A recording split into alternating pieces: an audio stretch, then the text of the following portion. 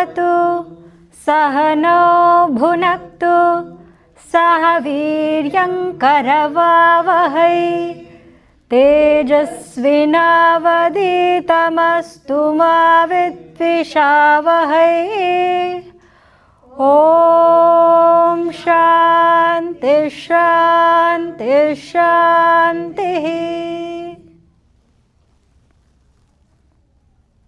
Gently open your eyes.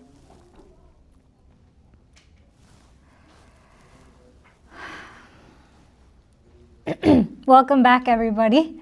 I know we missed last week due to not having a place, but glad you could be here today.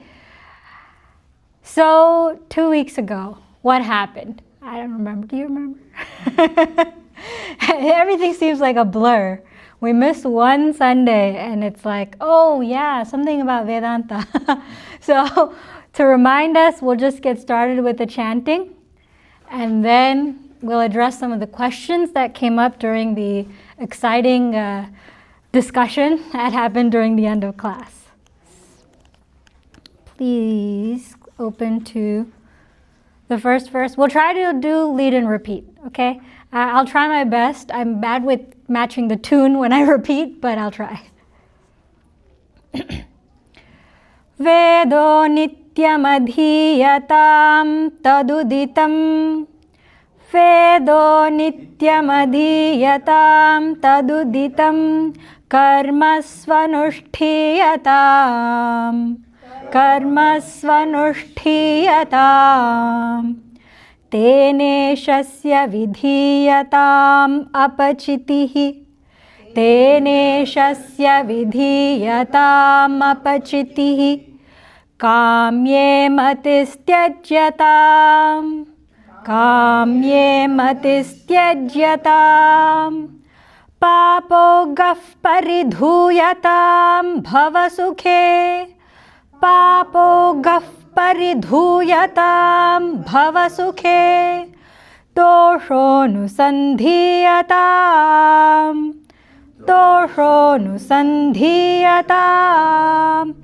atmecha vyavasiyatam nijagrihat atmecha vyavasiyatam nijagrihat turnam vinirgamyatam turnam vinirgamyatam.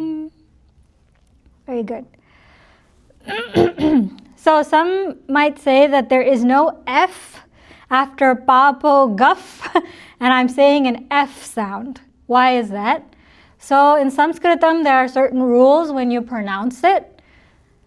And when you read it line by line, it's papo gaha, because there's a visarga. Visarga, the two dots in the end. If you know Hindi, makes it easier for you. I did not know Hindi when I learned Sanskritam. But the two dots are visarga, and you say aha with it. So it should be papo gaha, and that's a gha. But when you're chanting it in a shloka or a verse or anything like that, if there's a pa or a pa after the visarga takes on a fa sound. So it becomes papo gaf paridhuyatam. That's where the fa comes. And this is true for all visargas that come before a pa or a pa. So the next word starting with a pa or a pa. And there's actually no fa in Sanskritam. So sometimes we say fal, right? Instead of pal. Fal is Hindi. Pal is Sanskritam. Actually, it's palam in Sanskritam. Okay.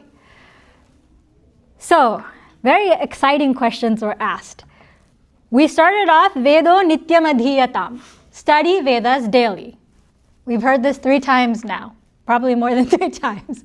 Study Vedas daily. Then Vedo Nityam Adhiyatam Taduditam Karmasvanushthiyatam. Do the karmas that are sanctioned, that are indicated, that are advised to you by the Vedas. Not random people, not random reels, not random places. Or because I feel like it. So, taduditam karmasvanushthiyatam. Teneshasya vidhiyatam apachitihi. Then those karmas, dedicate them to Bhagavan. How? We gave many examples of how even the simplest of karmas can be dedicated to Bhagavan. I love to sing bhajans, right? I love to cook, put naivedyam for Bhagavan before you eat, unless you're like reheating something. Don't worry about that, right?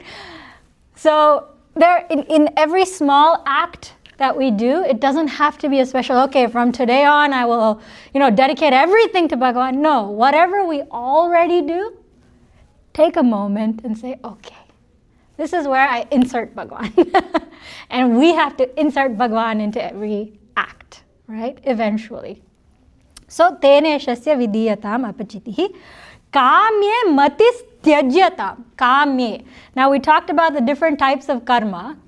We have karma, nitya karma, karma you do every day. Naimittika karma, karma that's special for special occasions. And then you have kamya karma. Kamya, karma that we do just because we desire. Because I feel like it, I want it. My vasanas are prompting me to do this. I gave the example of the pen in my hand. Someone actually tried to steal my pen after class last week. They tried to move it and everything. And they said, sorry, I didn't mean to steal it. I was trying to protect it. I was like, okay. So the problem isn't with admiring something. There's actually a very famous story. And it happens to take place, it has to do with a sannyasi, happens to take place in the red light district. Okay, there's this beautiful woman, long hair, wavy hair, very beautiful complexion, and she's drying her hair in the early morning sun, right? And she's on her balcony, right? And people can be hypocritical, we'll leave it there, but they're like, Chichi, don't look at that, that's so wrong. You know what kind of place that is? Ayo. And they're trying to walk in the morning. But this sannyasi looks up and walks by. And everybody, of course, you don't even need to say a word. Everybody has fodder for that day's, gossip. He's just calling himself a sannyasi, just walking around in orange robes. He thinks he's a sannyasi. Look at him, looking at that woman, oogling at her. Chichi, I'm a good person. I have virtues, I have values. We don't need to know what the person does other times, but at that point, they're the virtuous ones, right? This happens 1 day, 2 days, 3 days. This happens. Everybody's like this, sannyasi is like this. And of course, people start talking trash about him. Sannyasi doesn't care. But that lady notices. She says, you, sannyasi, come up. I want to speak with you. Sannyasi says, okay. Yeah, what does he care? He says, okay. Bhavati Bhiksham Dehi. He goes. And she says, all of these people, they're not looking at me. They're looking away. They have their own ideas. But you only seem to look at me. Are you a sannyasi? What's going on? Are you interested in me? Can I serve you? And he says, Mata, I was only looking at you not because of who you are, but because of the beauty Bhagavan gave you. Without Bhagavan's blessing, you could not look like Mata. You could not look like Amba. You could not look like Parvati Devi. Every aspect of your beauty is the divine beauty. And that's who I was praying to when I saw you. That's all, Amma. First of all, him calling her Amma itself is like, okay, step back, right? So the problem isn't, we say, okay, the world. The world can be as it is. This sannyasi only saw the divine in that place, in that person. He didn't need to go to a temple to say, okay, divinity is here and only here. There has to be a temple bell, there has to be kumkum, there has to be this, that. That is only divine beauty. He can see it everywhere because his mind is pure. In the same way, the reason I share that story is it's a very clear example for us about kamye matistyajyatam. It's not about, oh, I have to shelter my eyes from this. You can see beauty in everything. People even have contentious arguments about the beauty of the sculptures around our temples. Let's look at some of the oldest temples. You'll see so many different things there. You'll see things people say should not be there. It's a temple. That's not a space for this kind of display. It's in the mind of the beholder, not the eye, the mind. The eye is just an instrument. What is there? It's like a lens. It's the mind that does all this screwing business, nutty business. So we can observe without desire. It's possible.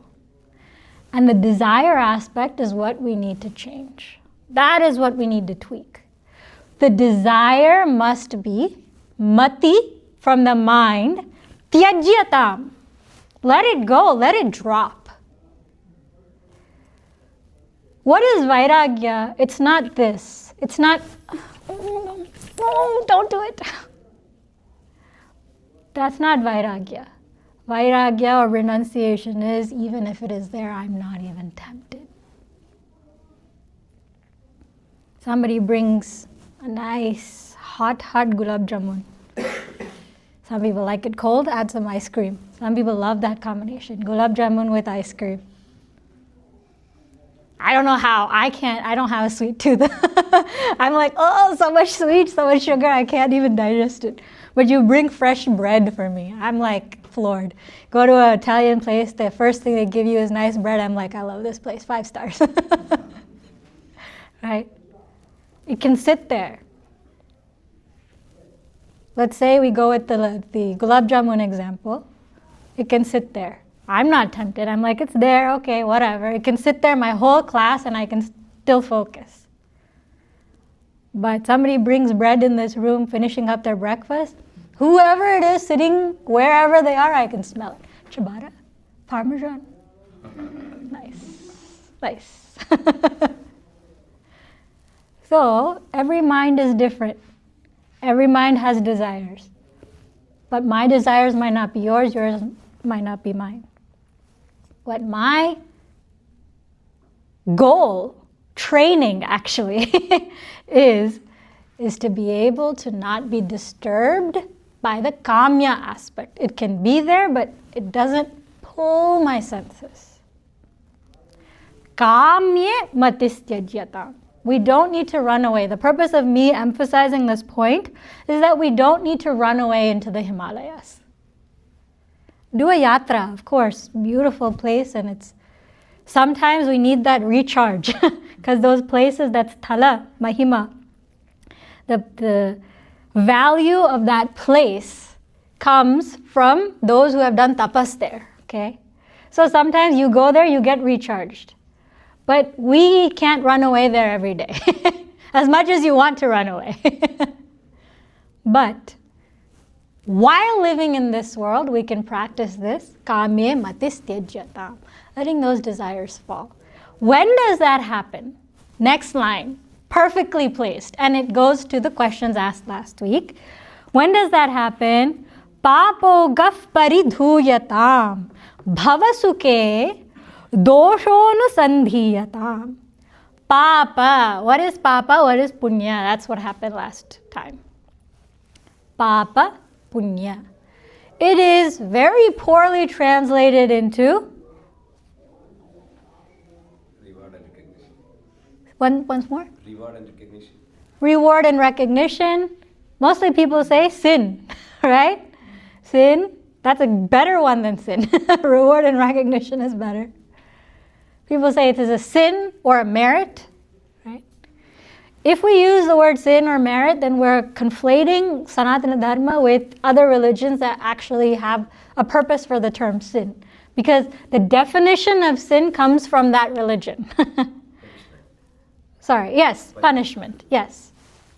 But that's not the case for us. What is papa and punya for us? If you look at Gurudev's commentaries itself, which is where I'm going to start with, because I think that's the simplest definition. We are on page 6, number 5. He talks about vasanas, which we've already talked about, right? Vasanas are tendencies that we've accumulated over many lifetimes that push us to do or not do something, okay? So here we are. These tendencies so accumulated from our past actions are called vasanas, and they're also known as samskaras. These vasanas that create more and more mental agitations and drag our attention out into the ever-changing dance of the finite, the objects, emotions, and things, or thoughts, emotions and thoughts, are called sins, right?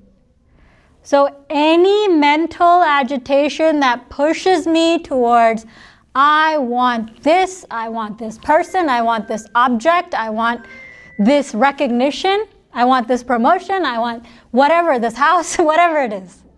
The things that cause agitation and push us to the outside world is called a sin.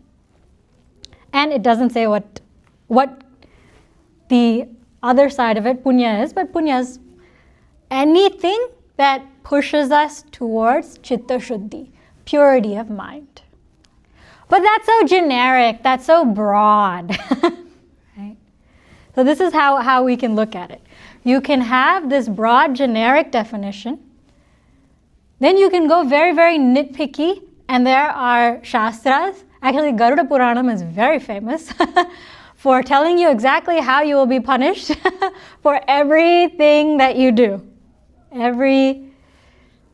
It's not pleasant. There's actually a movie, it's a very commercial movie, so it's not shastras, please do not quote me on it. It's a Tamil movie, it's called Onion, but they pull from it. They pull from the Garuda Purana and say, if you did this, this is how you're going to die and all this stuff.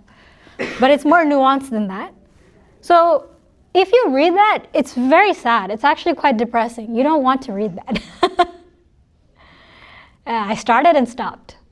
Because we are so far away from living the most pure lives, even subconsciously, the kind of things we put into our body.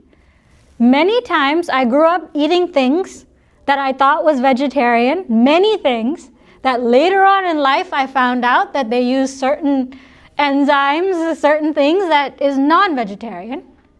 And then I'm like, oh man, I thought I was vegetarian, I guess I wasn't, right?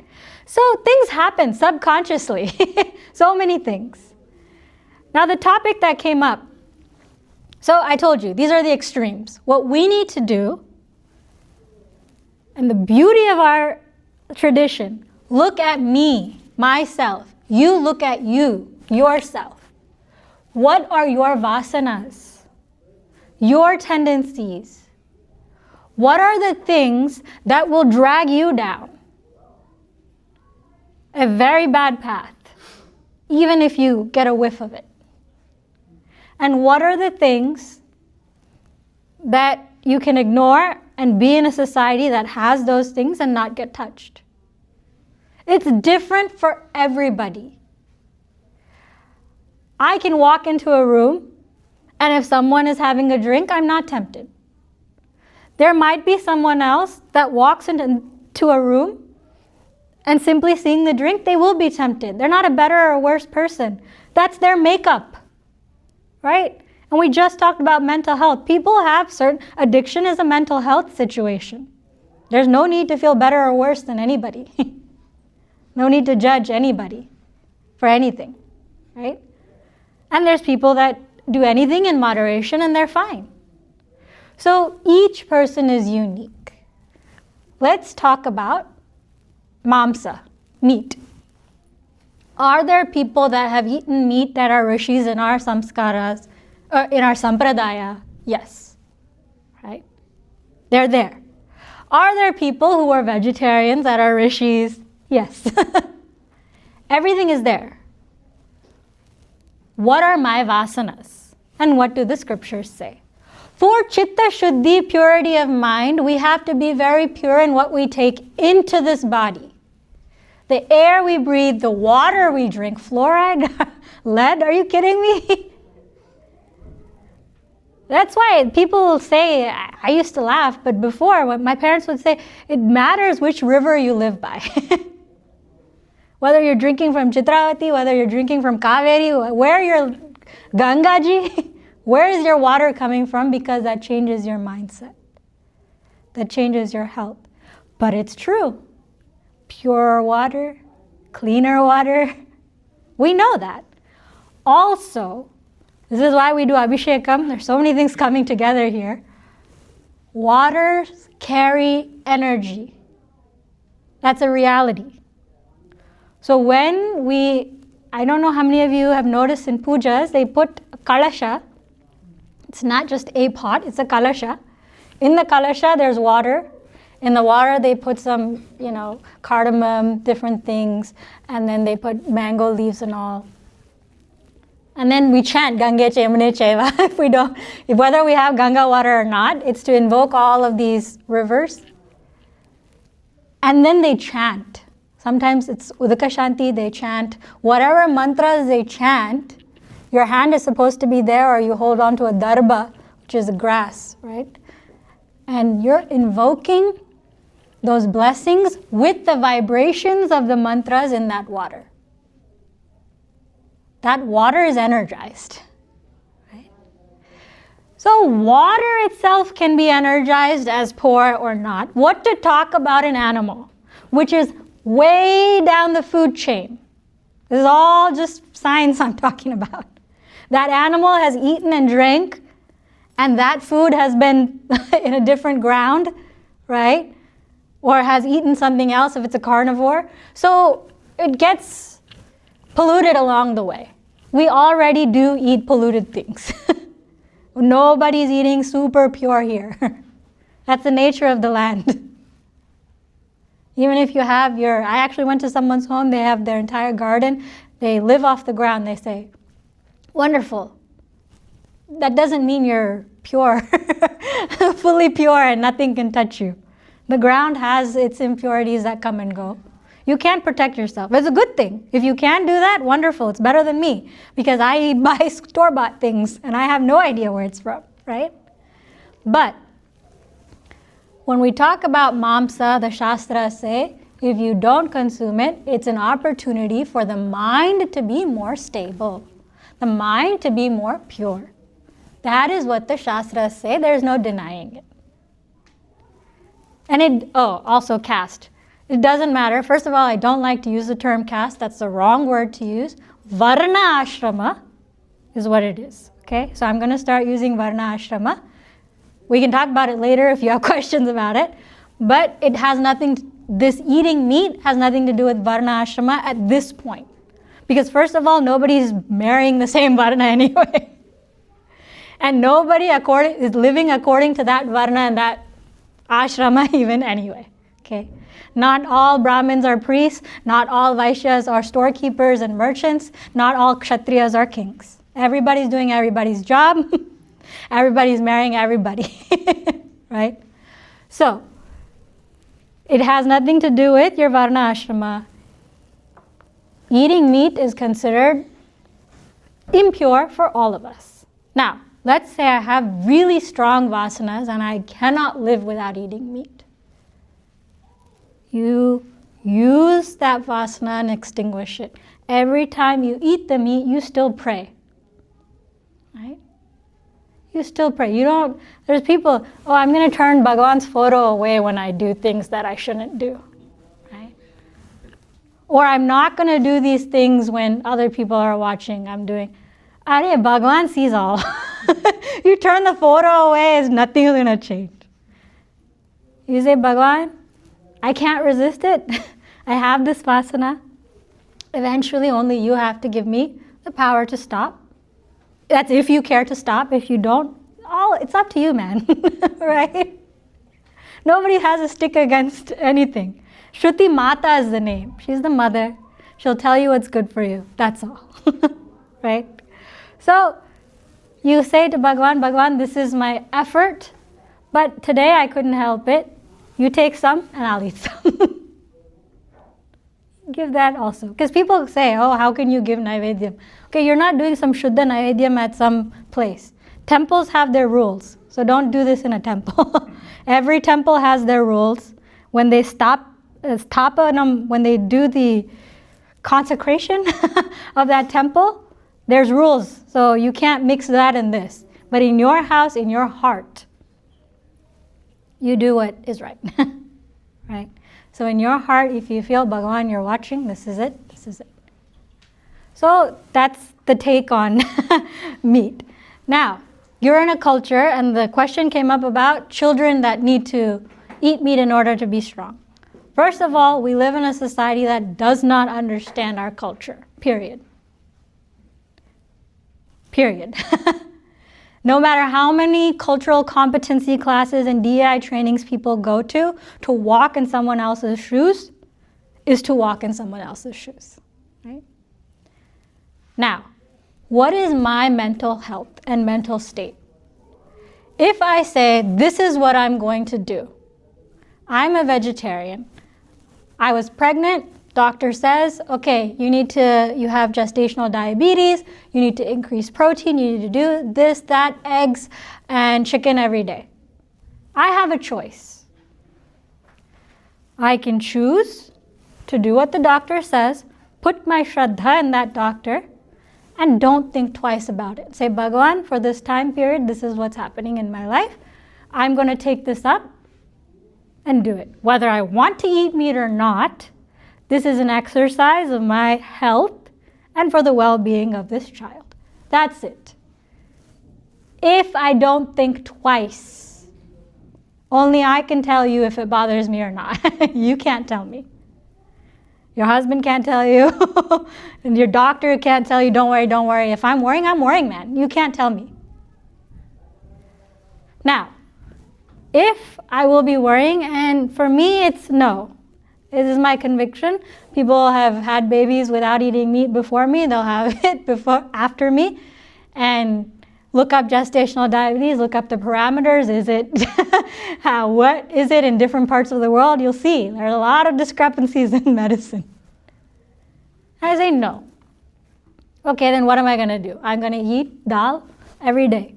Won't you get tired of eating dal every day? Doesn't that make you feel, No. We have a dal lover. Well, what is the purpose of this? This is a time. Vratas, you guys have heard of vratas. Something that you take up for a particular period of time. You have some desire you need to be fulfilled or whatever. You have a desire and you take up certain practices. During pregnancy, this is a time of vrata. I'm going to eat dal every day along with spinach, and salad in my family is something you give to cows, but I will eat it for the next 3 months every day. Right? So, and I can also do that. Why? Because my mind won't let me escape from the feeling of eating that meat, because I don't want it for my body and I don't want it for the growth and development of the child. Now, let's say something happens to the child. Again, something happens, meaning there's a growth deficit. I'm not going way far with this. Growth deficit. Will I sit there and blame myself? Retroactive. Oh, I should have eaten that meat. If I only had eaten chicken every day, this child would be fine. I know me. Will I be able to stand firm in my decision, past, present, future? If I can do that, stand firm. If I cannot, give fully your trust into that other being that you're listening to. It might be the wrong person. It might be the wrong decision. But your mind has to say, this is what I'm doing right now. And that's it. You cannot go and blame that person later. Oh, my mom only told me don't do this, and I listened to her. If only I had. We have to start taking responsibility for our own actions. Right? And I think different genders may have different ideas, but in my experience and the stories I've heard, women are more likely to bend because our mental makeup is as such, right? And society's expectations of us are as such. So you can do both. Some women have pumsom, which means their mental makeup is different. But society is society, right? So, me, pregnant, gestational diabetes, will I eat meat or not? That's my decision. I see so many posts on the internet. Should I do this or should I do that? Arey, I'm not married to your husband, thank God. I don't have your mother-in-law, thank God. You decide. Can you live with this decision? If you're putting your trust in the doctor, just put it. I switched my doctors. I did not like my first doctor. I did not like the advice or the attitude. Switch, okay. The second one, more chill. Cool. This is what I need. I need you to respect me. Respect my pregnancy journey and what I want to do with my baby. Can we be on good terms? Okay, now you have advice to give me. I will listen. Where do we meet halfway? Okay, you want me to prick myself 3 times a day and show you my blood levels after eating dal chawal? I'll do it. I mean, cool, we'll come to a medium, but I need to be okay with it because I don't want to blame you later because there's nothing you can do, right? So that's my take on meat. That's my take on living in this society where things are different, right? Which is basically you do you. I can always tell you what Shastras say. Alcohol also. Panam na pibet, in Kaivalya Upanishad, the very last verse talks about don't drink alcohol. Okay, so people say, oh, if I don't drink alcohol, you don't understand how society works. There's something called happy hour, and that's where we network, that's where we meet people, and that's how we get promotions, and if you don't drink and all this stuff, then you really can't work your way up the ladder. Then how am I a good husband? My dharma, We want to do something, we'll find a way. The mind is so capable. We just use it for different things, right? Again, drinking is a choice. Not just for us, but for our children. You can't control anything, everything. I've seen, extremes. There's parents who say, okay, I want the first drink to be at home, so I'm going to stock the bar at home and we're going to have a party every Sunday night, right? And then I've seen parents, my child doesn't drink, and I'm like picking the child up from college because they need a ride. So, honesty. Authenticity and honesty. Be honest with myself.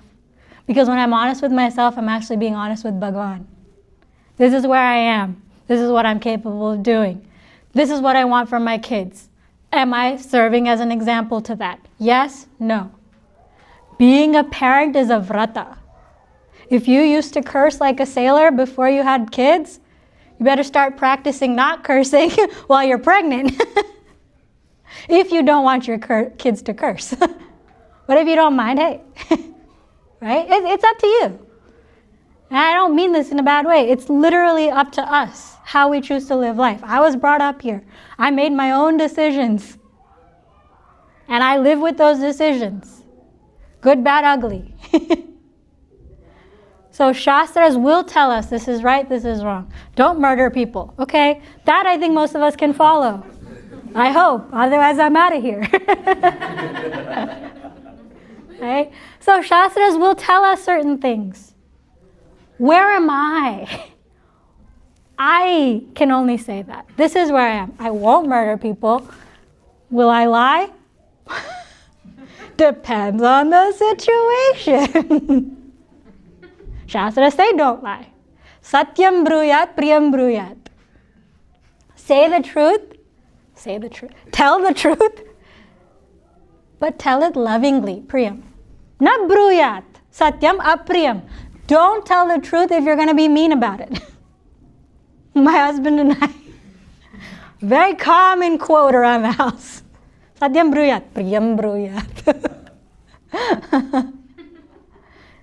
Apriyam na bruyat. No, thank you. So where am I? Make my decisions. As a parent, your choices will be different. Most of you are parents. I'm assuming people don't come here out of their free will. Some may. How do I want my children to live? Am I living that way? Maybe I'm having trouble reconciling the two, and that's why I'm stressed all the time. I want to live my life, and I want my children to live better than me. Isn't that the case for all parents? They want their kids to be better. You be better. Show them it's possible. When I am upset, I don't want my children to see me cry. It's a good time check. Okay. When I'm upset, I don't want my children to see me cry. Some people have that, because then they won't respect me. Some people have that notion. Now, I'm an emotional person, and I used to be like, okay, I don't want her to be like too much like me, but hey, and my husband's like, if you cry, you should just cry. Then what do I do with that? If I'm crying, Krishna, Krishna, Krishna. Rama, Rama, Rama. I need a break. Where do I go? I don't go yell into a pillow. Go into the puja room. Maybe I yell into a pillow in there. But what am I setting up, right? I'm not perfect. But it's okay to cry. When you cry, we're not doing anything self-destructive. And we're not bottling it up. We let it out, but we let it out using Bhagwan's name. He'll take care of it, and it calms us down. Deep breaths, whatever it is. When I need a break, I don't go run outside the door. I don't disappear. You know where I am. I'm in the puja room. And I deserve a break. Because we all need a break sometimes, right? So we're not perfect. Whatever Shastras say. That's the ideal, and I will work towards that. That doesn't mean, oh, Shastras say that. So, such an ideal, what's the point? It's there. Bring it back. Keep it. Look at it. Gurudev says, shoot. Shoot for the sky. Why? And at least you'll make it into the stars. Because then what's the point in life if I'm just going to sit, this is who I am. This is how I talk. This is my life. Take it or leave it. And then you shouldn't have involved yourself with other human beings. Right? Because you do impact each other. We are, Guruji, Swami Tejamananji, he talks about interconnected. Right? We're all interconnected. You frowning at me throughout this entire satsang is like, I'm not going to look over there. You laughing is like, oh yeah, I want to look at that face. Because that means I will be more clear in my thinking. I'll be able to focus. Right? So you're like, I'm not going to look at you right now because I don't want to smile. So much resistance to smiling. Oh. How could I smile? Adi, smile, man. I'm not asking you to pay me money. It's okay. Sometimes I feel like people only smile like very rarely, which is, I don't know, I think that's sad, but that's a whole nother topic. It's really sad. So anyway, papo gaf paridhuyatam bhavasuke dosho nusandhiyatam. I hope we're clear with papa and punya. I can sit here and get a book and give you the list. This is papa, this is punya, this is papa, this is punya. But that's useless information. What you need to do is reflect. Where am I? What are my known negativities and known positivities? How do I build on the positive? How do I replace the negative with more positive? Right? That's where we are. What can I live with? What can I not live with? And if you don't know what you can or cannot live with, it's time for more introspection. Because that means we're not even sure about our own values, which is a very tricky place. If you don't, Gurudev says, if you don't stand for something, what is that something? He doesn't say. But if you don't stand for something, you will fall for everything. I'm not standing for one thing. That doesn't make me open-minded and accepting and inclusive. It means I don't have my own value system. So then somebody says, do this, I do this. Okay. Jump off a cliff, okay. Bring your kids to this party and it goes on till midnight, okay. So what's the point of the human birth? You might as well be born a sheep. Actually, dogs and cats get treated so much better in today's world, but so without a value system, we're not even starting to live our potential of being a human. So we need something. Will we be perfect? Again, no. We won't be perfect, but at least we have a goal, we have an intention. All this anxiety, this depression comes from not having a goal and not having interconnectedness, right? Yes, medicine and therapy is a part of it, but that's also a part of that system. You can't just have that and then say, I'm still going to sit in isolation and take my medicine. You're not going to get better, unfortunately. It requires a community. And we have to be better about that, especially being far away from some sources of our strength. We all move every couple of years, whether it's India or even within America. So, increase our punya. How? Have a value system and try our best to stick by it. Offer everything to Bhagwan. Offer all the things I'm bad at, because nobody wants that anyway. Bhagwan will take it. Instead of saying, love me society, love me wife, love me husband, love me phone, love me Bhagwan. Bhagwan is the only one standing there. Come. We want everyone else to love us. Love me, audience. We say it like that. We're actually quite desperate for love. We're just looking in the wrong places. Love me, status. Love me, neighbor, because of this car. No. Bhagwan is there, loves us. We love ourselves, we accept ourselves, good, bad, ugly, work towards being better. Punya will automatically come. You don't need a checklist. How many white lies did I tell? How many lies did I tell? How many lies that actually hurt other people did I tell? You don't need that checklist. Did I try to be better today than I was yesterday? That's punya. Papa, when I give up. When I give in. Because that strengthens the pull of the negativity in me. I'm supposed to wake up at 7 every morning. The more times you don't wake up at 7, you're strengthening the laziness in you. You're not a lazy person. You're strengthening the laziness. The more times you wake up at 7, you're strengthening the discipline in you. That's all. Okay, I think we'll stop here. We have 10 minutes for any kind of back and forth we want, so we'll do Purnamadaha.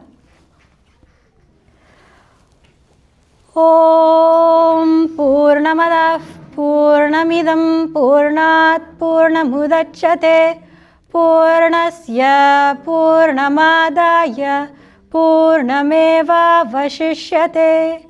Om Shanti Shanti Shanti. Harihi Om. Shri Gurubhyo Namah. Harihi Om.